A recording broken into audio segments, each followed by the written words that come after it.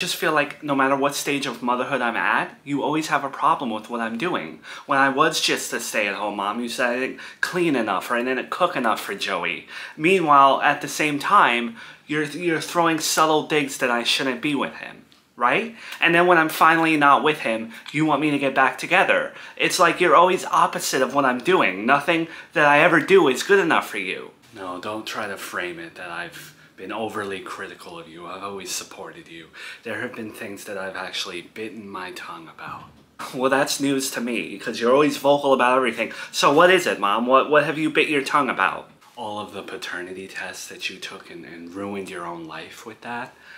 Taking in Melissa's baby, all the little rendezvous with your side interest, the little fights that you turned into huge fights with your son's godmother, the little fights that turned into huge fights with your mother-in-law.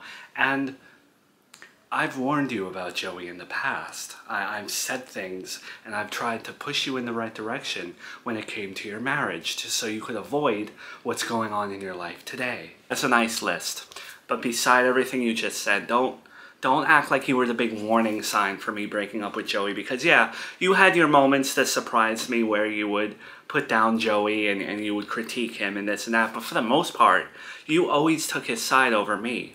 No matter, you know, if he wasn't helping out with Junior and all this, oh, he worked today, you know, he was tired, this and that. No, well, it's not really his job to change the diapers after he works, and you took his side almost all the time. I'm not saying to run back to Joey and kiss his ass. I'm just saying make an effort to co-parent. Make an effort to make the situation just a little bit easier on yourself and not run and start a whole new career. You know, you keep going back to me getting this new job and actually focusing on my career rather than just being a stay-at-home mom and a wife and being a victim to Joey leaving me. And I think it all stems from the fact that when you were raising me and Gina, you relied on your mom. You didn't make an effort with almost anything. You didn't try to get your own money. You didn't. I think you're just projecting your own insecurity of your lack of a career onto me, and that's not fair. Don't try to frame it like that. I was raising 2 girls by myself. Sorry I wasn't Mrs. Corporate. You worked in the beginning. You worked part-time in the beginning, and then you quit, and you lived off grandma, and you never pursued child support. You never did any of that stuff. And here I am going above and beyond for Junior, and you're hating on me because I know you didn't do any of it. So you're insecure about it. Okay.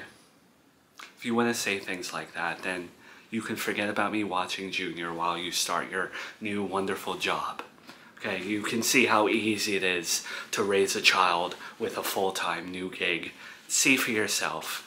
I'm not watching Junior. Really? You're gonna be like that? I only need you to watch him for a few days until he starts going to school while I start my job. It's a few days because you're mad you're gonna pull this? You should have thought about that before you just said all those hateful things. Okay, Mom, if you want to be spiteful like that, then I can be spiteful too. You're not seeing Junior on Mother's Day. Okay, I'm gonna actually focus on me, and I'm gonna spend time with my son rather than worrying about making everyone else happy and making sure that he goes to everyone's house and I get no time at all. So, okay. So now you're being spiteful just like your mother-in-law.